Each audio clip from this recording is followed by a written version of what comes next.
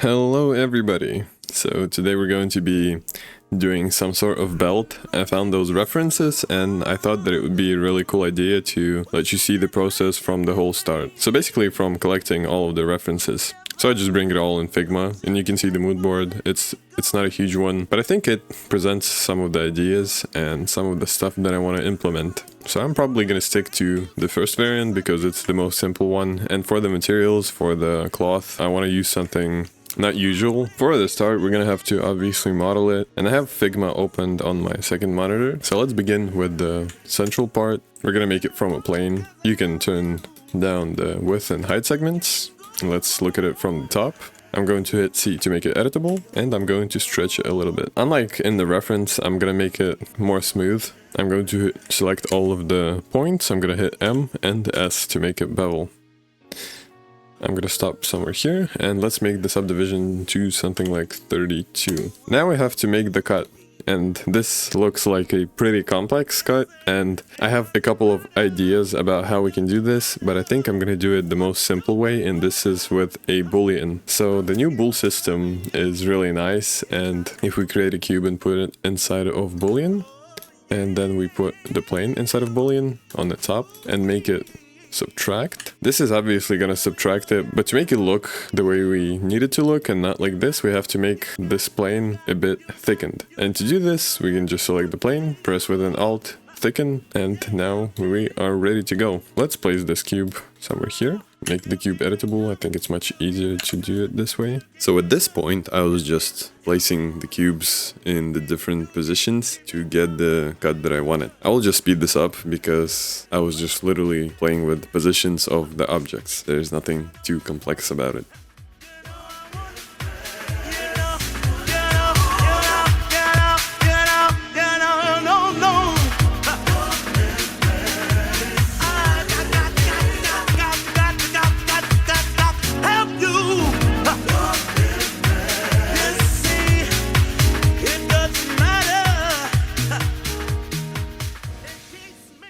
We've got the form already.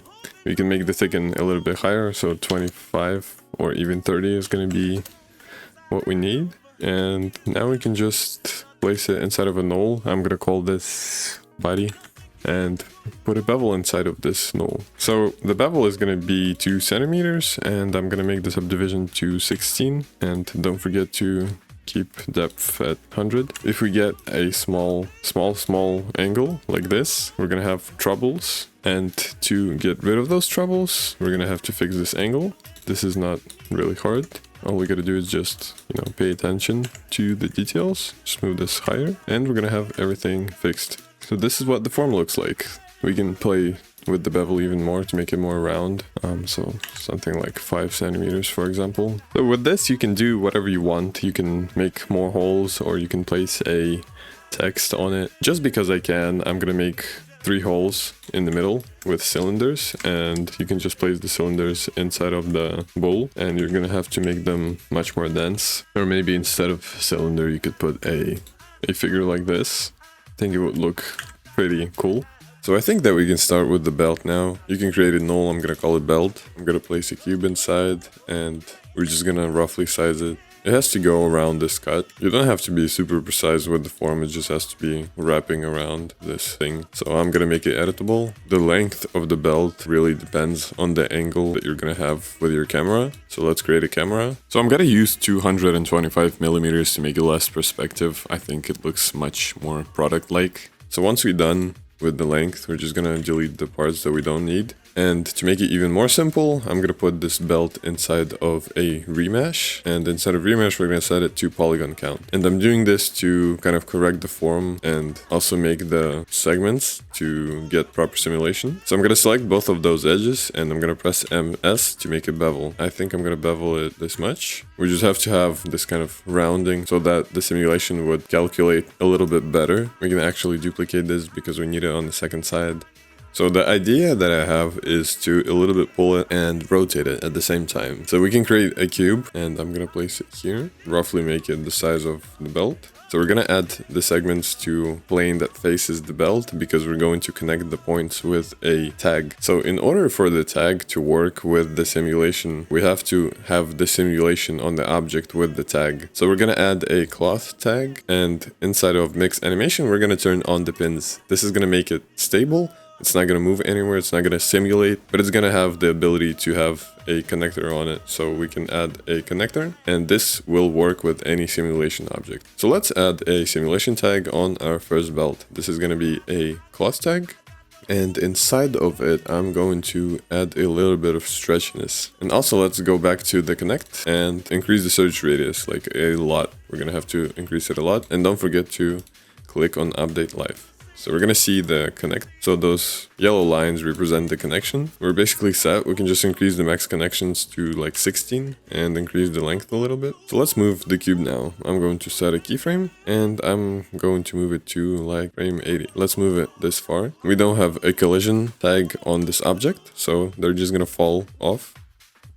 So let's add a collision tag on our boolean. And we have a small problem here, but I know how to solve it. We have a bevel and we have a boolean. And without the bevel, it's a pretty different form. In order to add a tag, a simulation tag, and in order for it to work, we have to have all of this as geometry. And by saying that, we have to have this bevel applied. But what if we don't want to apply this bevel and make everything procedural? Well, as I found out, you can just put it in a group or add this to connect. And this is going to work as a whole geometry. So we can add a collider on this collision side on both, and we can look at the simulation. Looks pretty cool, but we're having some problems here, and it's pretty easy to fix. Let's go inside of Ctrl G to open scene settings and go inside simulations. So I'm going to increase the substeps a little bit to like 30. The iterations are going to be at 2. The damping is going to be at 20. Basically what damping does is just adds a little bit of smoothness to the simulation, so as it would be in honey or water or something pretty dense. So 20% I think is enough. The collisions are going to be at 15, and the extra iterations are going to be at 5. So you see it's much slower, but it looks better. And I think we can increase the segments. So 4,000, I think it's going to be cool. Yeah, 4,000 definitely looks better. And we're facing a new problem. Increase the stretchiness to something like 10, for example. Let's look at it. I think we can bump up the damping to 50. It will be much more smooth, but we're still getting this strange bug. And I think it's much better to go through all of this process instead of just giving you the ready results. I think it's much more interesting, and I think this will help a lot people who are new to C4D. So this was the problem. This was the problem, and this is a bug. Things like this unfortunately happen. So let's click on Update Live to update it. Kind of a strange bug, but sometimes you have to re-click Update Live. So now it looks really good. And I think I'm gonna leave it this way. So let's work with the second one. We're gonna do the same exact thing.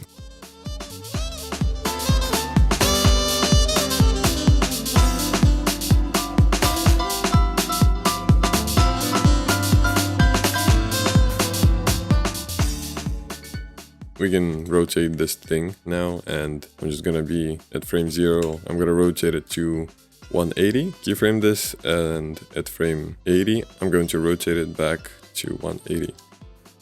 So I think this looks really cool.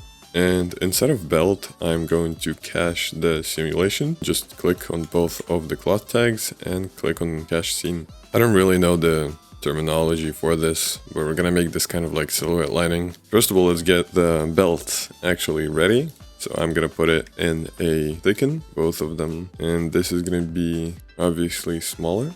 And you know, we can control how far it is from the collision object, and I think this is more than enough. We can add a subdivision, and I think it looks really good. So this was really simple. Let's get to lighting. We're gonna add the camera to a null. I'm gonna call this cam, and we're gonna create a null, and we're gonna call it lights. We're gonna place all of the lights inside of this null. So this is gonna be the fill, well actually the key, and this is gonna be on the top.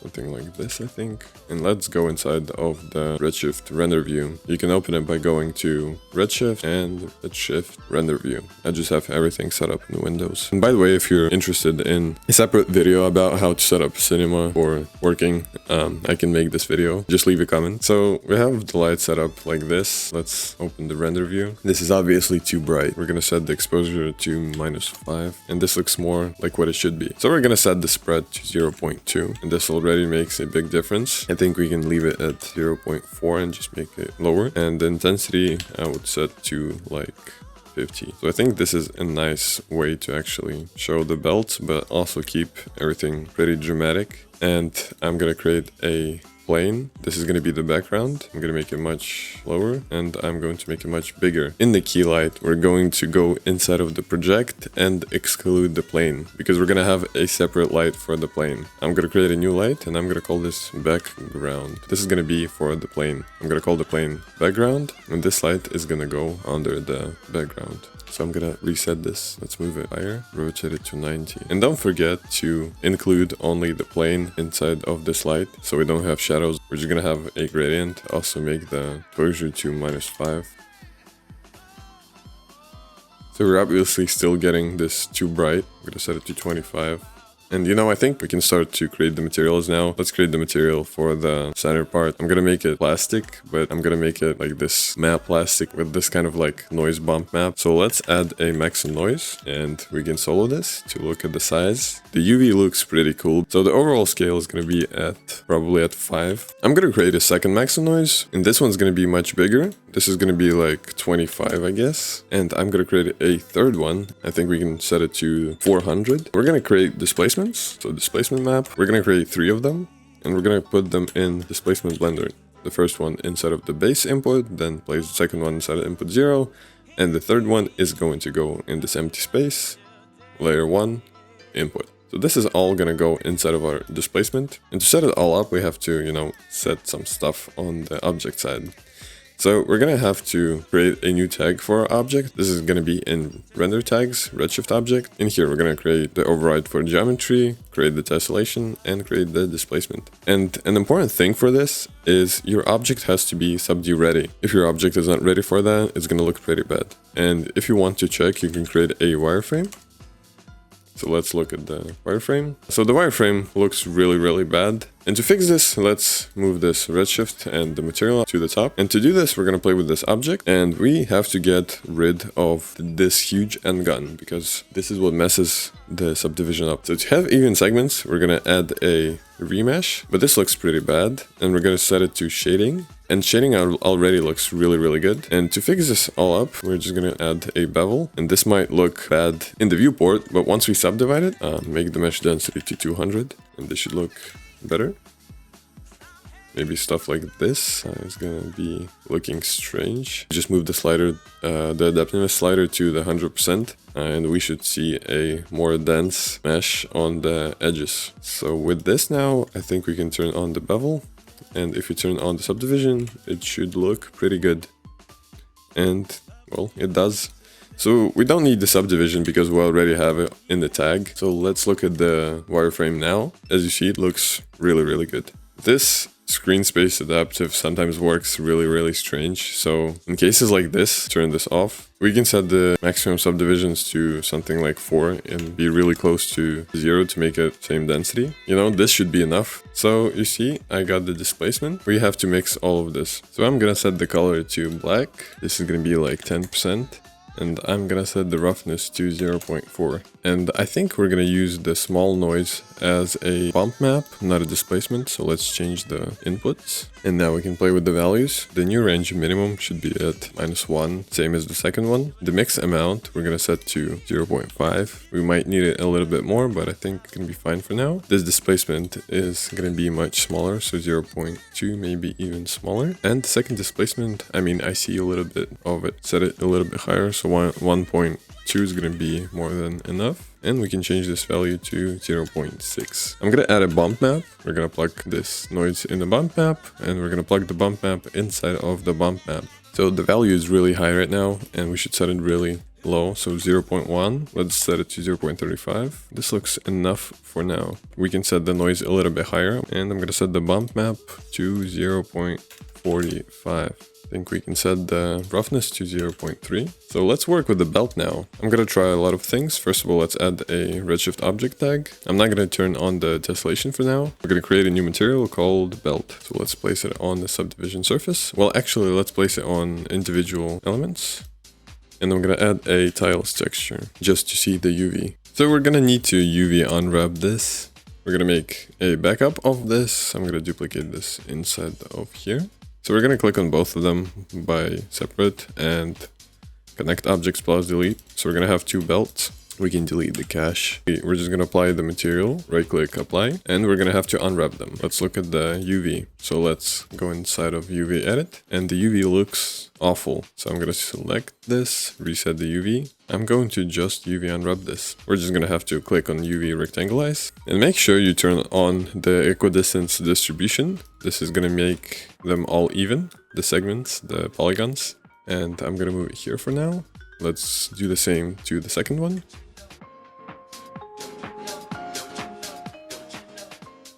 Click on both of them. Let's make them bigger. So basically now we have a good unwrap.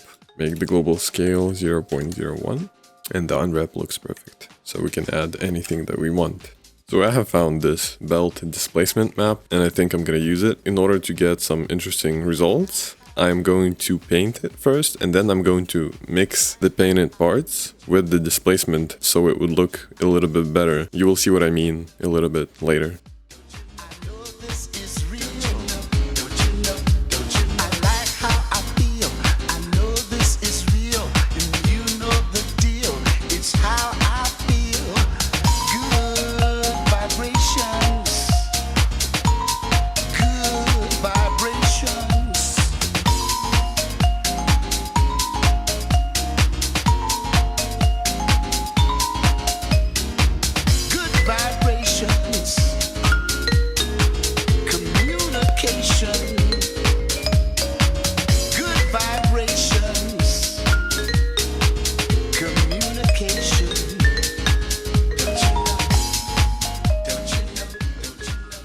So as you saw, I was doing those textures for a really long time, so I thought that it would be a cool idea to share them with you and also share the project file with you. And at the same time, guys from SwiftSend reached out to me and gave me a pro account to test, and I actually really liked it. You can just drag the folder. There are a lot of settings you can choose and I won't even go through all of them.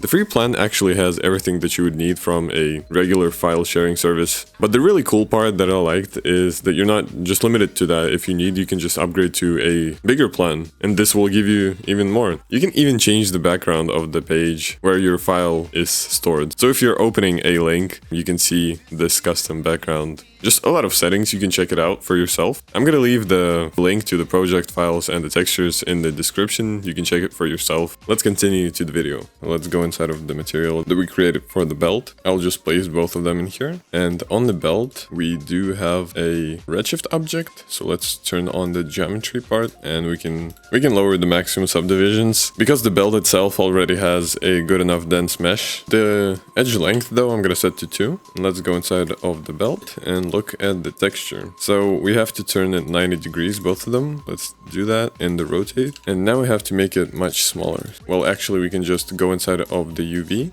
So let's kind of fit the UV to the texture.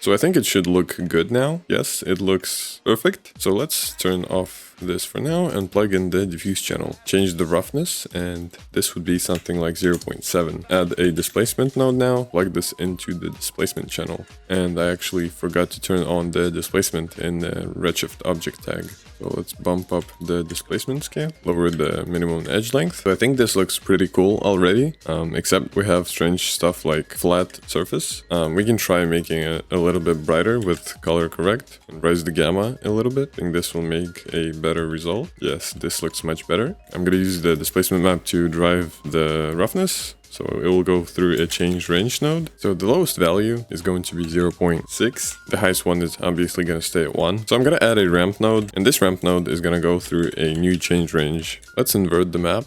Let's move the white values really close to the black ones, and let's look at the result. And I think I can set this to 0.5. And I think we should use the standard displacement map without all of those different levels of displacement. This material will also be using subsurface scattering, plug the color inside of the color, and I will turn this to 0.4. And as you see already, it's looking much better. The weight I'm gonna set to 0.6, and let's fix the UV. So because we got it really close to the edges, we have this problem.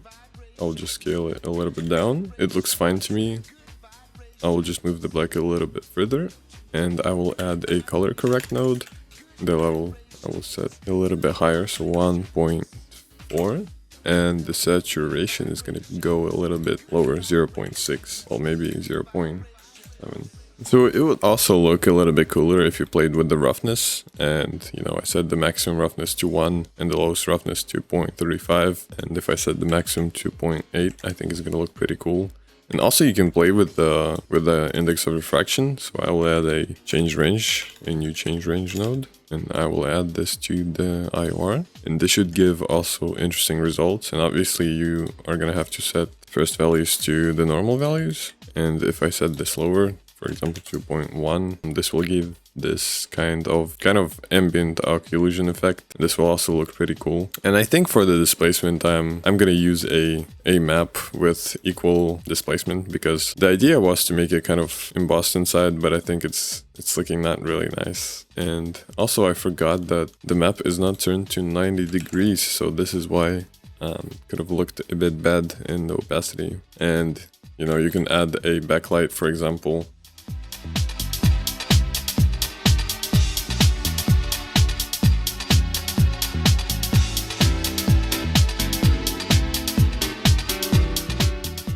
So I think that I showed pretty much everything that I wanted to show. Hope you really liked the video. I'll see you next time.